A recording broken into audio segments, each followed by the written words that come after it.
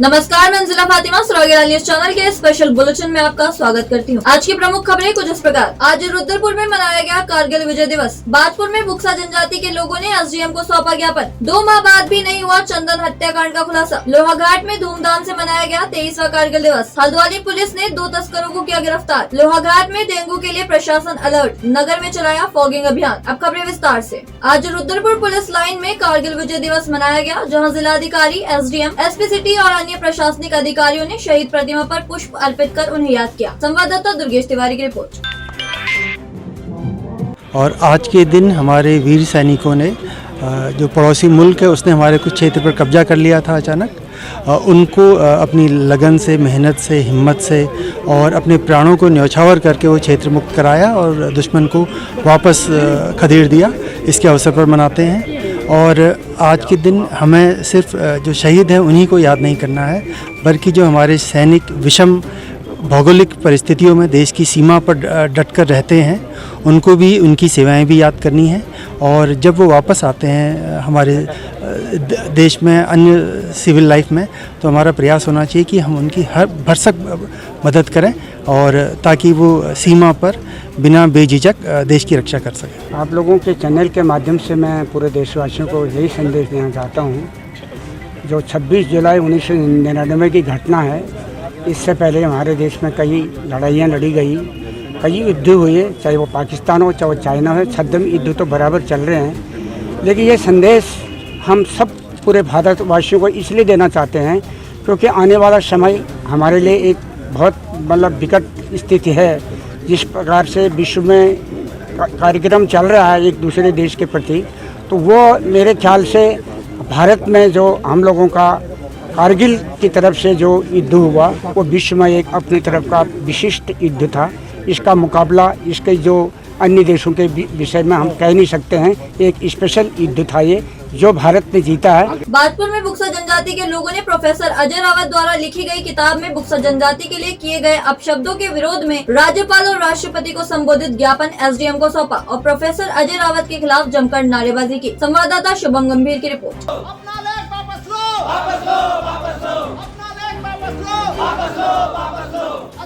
हमारी मांग नहीं कहेंगे भाई साहब इसको, ये हमारा दर्द है। एक पुस्तक का विमोचन किया गया है अजय रावत के द्वारा, जिसमें हमें जो है लोहारों का वंशज बताया गया है, जो कि पूर्ण रूप से गलत है। हम लोग राजपूत, क्षत्रिय राजपूत के वंशज हैं और उन्होंने जो पुस्तक में दर्शाया है कि हम लोहारों की वंशज हैं, ये मैं इसकी घोर निंदा करता हूँ। ये जो आज बुक्सा जनजाति के युवकों ने जो ज्ञापन दिया है, वो ज्ञापन महामहिम राज्यपाल को हमने ज्ञापन सौंपा है। जो अजय रावत ने बुक्सा जनजाति के प्रति इस तरह से लोहारों का वंशज बताया है, ये बहुत ही निंदनीय है। हम लोग देखिए 1305 ईस्वी में जो धार क्षेत्र, उज्जैन क्षेत्र, राजस्थान में हम लोग, हमारे जो पूर्वज थे वहाँ पर रहते थे। 1305 ईस्वी में हमारा जो अलाउद्दीन खिलजी से युद्ध हुआ था, उस समय हम लोग अपना वंशज को बचाते हुए, हमारी माताएं बहनें बुजुर्ग छिपते छिपाते हुए हम लोग यहाँ पर पीपली स्टेट पर आकर बसे। कहाँ हैं सब लोग? शाम की चाय तो एक साथ होनी चाहिए, सब लोग एक साथ बैठना ही नहीं चाहते। पापा, ट्राई दिस। लो, सब लपक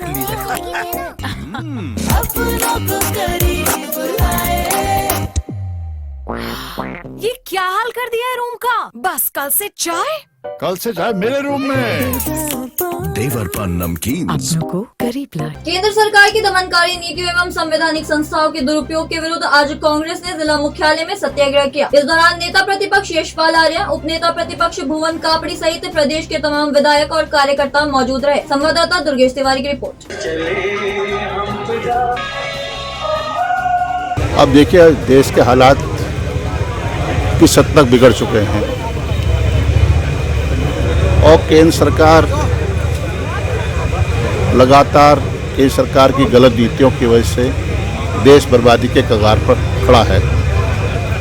और जिस तरह से संवैधानिक संस्थाओं का दुरुपयोग केंद्र सरकार कर रही है। ईडी के जरिए, प्रवर्तन निदेशालय के जरिए हमारे नेताओं पर झूठे, मिथ्या, तथ्यहीन, सच्चाई से परे आरोप लगाकर बेवजह प्रताड़ित करने का काम केंद्र सरकार कर रही है। और इसी को लेकर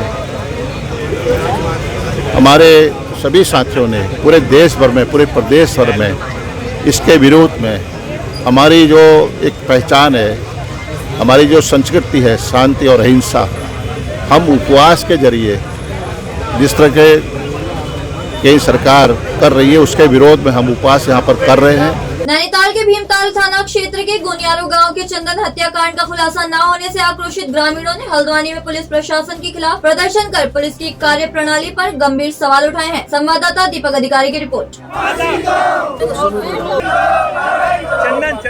ये हम न्याय के लिए लड़े हैं। हमारे लड़के की 1 जून को हत्या कर दी गई, उसके बाद अभी तक उसका कोई दोषी नहीं पाया गया। क्या कारण है ये सर? प्रशासन के पास गए थे इससे पहले आप? सबके पास बिल्कुल गए थे सर। उसी दिन 1 जून को मेरे भाई स्वर्गीय चंदन गोनिया की हत्या कर दी गई है। वो अपने ससुराल अमजर जा रहा था, जबकि 31 तारीख को मेरी भाभी यशवंती देवी से उसकी बात भी हुई थी रात को कि मैं वहाँ आ रहा हूँ करके। उसके बाद से फिर हमने ढूंढना चालू किया उसको। फिर बहुत मुश्किल से 4 तारीख को हमें पता लगा कि वो वहाँ नहीं पहुँचा है। यह एक बहुत ही दुखद घटना है। हमारी पहाड़ के शांतवादियों को अशांत करने की एक साजिश है। हमारे पहाड़ में लोग 12 बजे, दिन के 12 बजे, रात के 12 बजे अकेले अकेले जंगलों से होते हुए घरों को जाते हैं। लेकिन आज ऐसा डर का माहौल हो गया है, हर आदमी डरा है, सहमा है। आज 2 महीने हो गए हैं, प्रशासन कोई सुध नहीं ले रहा है। हमें मजबूर हो गए, आज 300-400 किलोमीटर से दूर से हमारी माता पिता, हमारी बहनें यहाँ पर आई हैं। जो चंदन भाई जो हमारे बीच नहीं रहा, जिसने भी उसको साजिश के तहत मारा है, आज न्याय की गुहार लेके हम यहाँ पर आए हैं। ये हमारे भाई चंदन सिंह को न्याय दिलाने के लिए आए हैं। क्या आपकी बात सुनी नहीं जाए? आपको ऐसा क्या कारण हुआ कि आपको हल्द्वानी आना पड़ा? क्या वहाँ पे पुलिस प्रशासन आपकी बात नहीं सुन रही थी? आज तक तो चल ही रहा था, पता नहीं क्या हो रहा था इस मामला। सर ये कुछ 2 महीने होने को हो रहे हैं, अभी भी कुछ नहीं हुआ न्याय। थाना मुक्तेश्वर में अज्ञात के खिलाफ 302 का हत्या का अभियोग पंजीकृत किया गया है, जिसकी विवेचना लगातार जारी है। उसी के सापेक्ष आज एसओ मुक्तेश्वर 3 लोगों को, जिन पर इन लोगों को हत्या करने का शक है, उन लोगों को पॉलीग्राफी टेस्ट के लिए सीबीआई दिल्ली लेके गए हुए हैं। और जब सीबीआई दिल्ली से उनकी पॉलीग्राफी टेस्ट की रिपोर्ट मिलेगी, उसके अनुसार आगामी कार्रवाई की जाएगी। बाजपुर में चोर लगातार पुलिस को चुनौती देने का काम कर रहे हैं। सुल्तानपुर पट्टी के ग्राम पिपलिया में चोरों ने कुलविंदर सिंह और कमलेश शर्मा के घर में चोरी की घटना को अंजाम देकर हजारों की नकदी व सोने चांदी के जेवरात चोरी कर लिए, जिनकी तलाश जारी है। संवाददाता शुभम गंभीर की रिपोर्ट।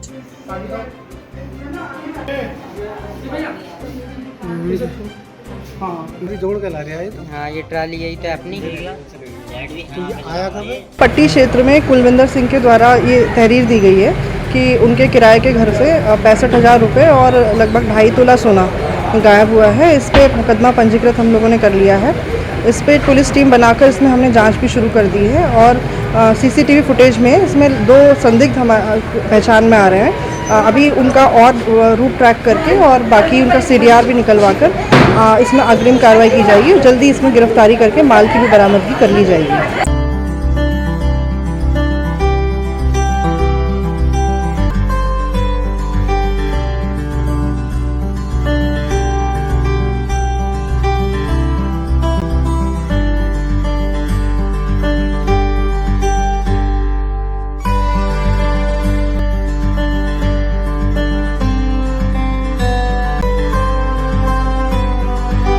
चंपावत और लोहाघाट में कारगिल विजय दिवस धूमधाम से मनाया गया। चंपावत डीएम नरेंद्र सिंह भंडारी ने शहीद स्मारक में शहीदों को श्रद्धांजलि दी व देश की सुरक्षा के लिए अपनी जान को न्यौछावर करने वाले जवानों को याद कर उनके परिजनों को सम्मानित किया। इस दौरान एनसीसी कैडेट्स द्वारा रैली भी निकाली गयी। संवाददाता लक्ष्मण सिंह बिष्ट की रिपोर्ट।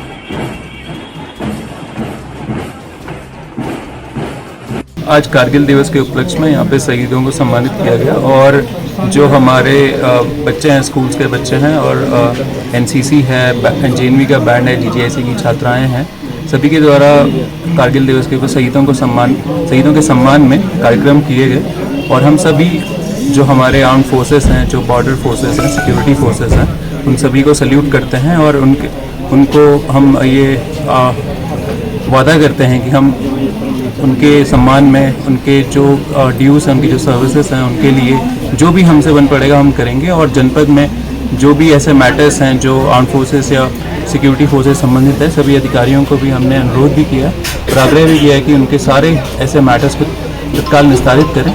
जय जवान ज्योति का उद्घाटन के शुभ अवसर पर समस्त पूर्व सैनिक लीग के अध्यक्ष और समस्त पूर्व सैनिक को जो शहीद हुए हैं हमारे देश के लिए और सीमाओं की रक्षा करते हैं, उनको नमन करता हूं, प्रणाम करता हूं। और साथ ही साथ जो हमारे पूर्व सैनिक हैं, इनको अपने कार्यक्रमों करने में बड़ी कठिनाई का सामना करना पड़ता था। इसको देखते हुए बार बार आते थे और लोग भी कहते थे इनके लिए कुछ न कुछ ऐसा स्थान होना चाहिए जिसमें इनको सुविधा हो सके। इसके 23वें वर्षगांठ के शुभ अवसर पर मैं सभी पूर्व सैनिक, वीर नारी, उनके आश्रित और पूरे हमारे लोहाघाट शहर के समस्त जनप्रतिनिधि को इस कारगिल दिवस की शुभकामनाएं। और मैं नगर पालिका के अध्यक्ष श्री गोविंद वर्मा जी और पूर्व नगर पंचायत अध्यक्षा श्रीमती लता वर्मा जी के द्वारा जो अमर जवान ज्योति का स्मारक का निर्माण कार्य किया गया है, ये बहुत ही सहानुभूति है, पूरे लोहाघाट की शहर की एक शान है। उन्होंने यहाँ पर हमारे जवानों का मनोबल ऊंचा किया है और हमें उन्हें हमेशा याद करते रहेंगे। 30 जुलाई 99 का दिन था और हम जो है बीजेप में थे और हमारे सामने द्रास चोटी थी हमारे सामने, तो दोनों तरफ से हमारी गोलियां चली। हमारे पास HMG rocket launcher, RCL gun और HMG ये सारी गनें हमारे पास थी। हमने अपनी इनसे जो है फायर किया, जिसमें उनके जो है 5 से लेकर 7 आदमी को हमने मारा और इसमें जो हमारे 2 आदमी भी शहीद हो गए थे। नैनीताल में पुलिस द्वारा नशे के खिलाफ चलाए जा रहे अभियान के तहत पुलिस ने 2 नशा तस्करों को गिरफ्तार कर उनके पास से 607 ग्राम स्मैक बरामद की है। संवाददाता दीपक अधिकारी की रिपोर्ट।